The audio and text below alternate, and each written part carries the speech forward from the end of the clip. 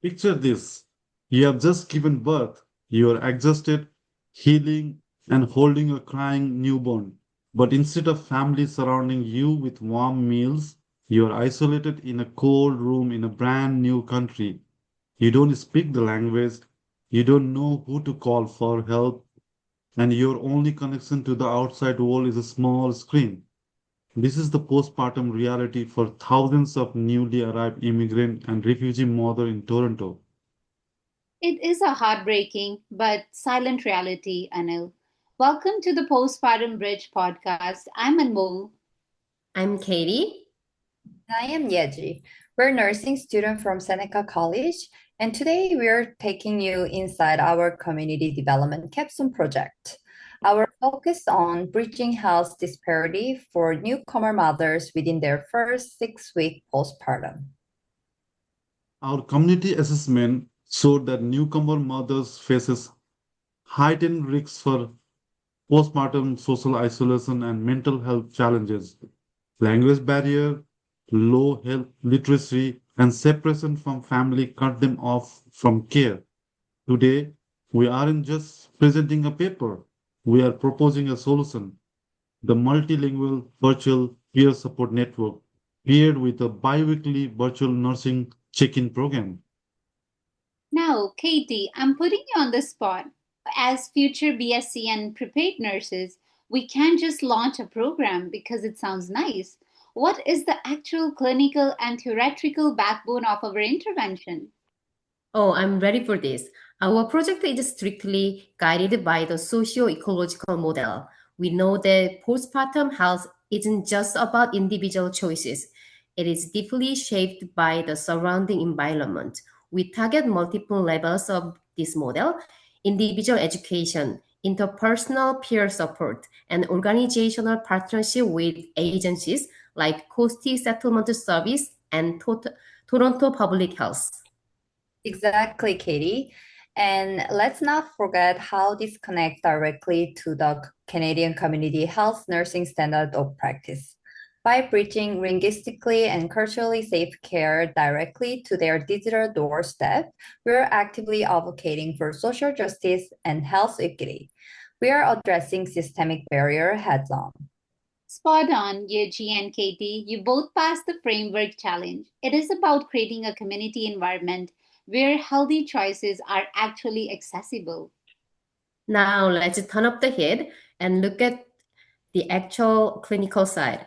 Yeji, virtual nurse check-in sounds great on a slide presentation, but let's get real. How does a nurse build trust and conduct physical assessments when a mother doesn't speak a word of English?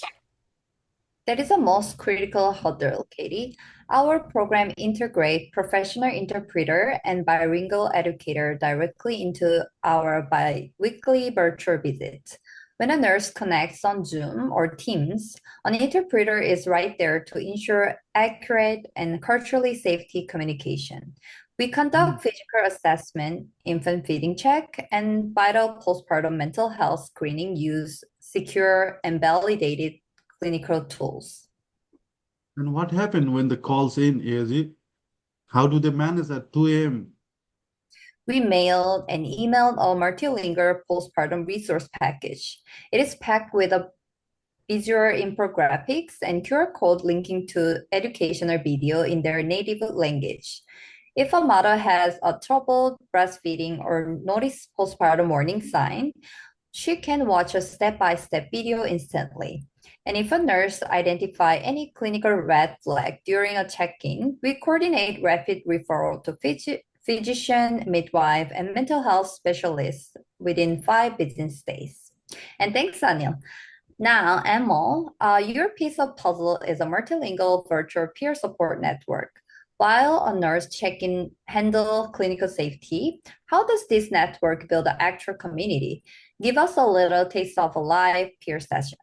I would love to. Imagine logging into a virtual room and seeing six other mothers who look like you and speak your language. As a facilitator, I might Mhm. start the session by saying, "Welcome, sisters. Today, let's share our favorite traditional postpartum recipes from home and talk about how exhausted we are. Instantly, you see the tension leave their shoulders. They realize they're not alone in this country. That sounds amazingly healing, Anmol. But let's talk sustainability. What happens when the academic term ends or initial funding runs out? How does this network survive?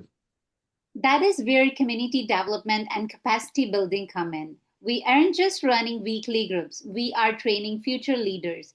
Newcomer mothers who graduate from our program and show passion will be trained to become volunteer peer facilitators.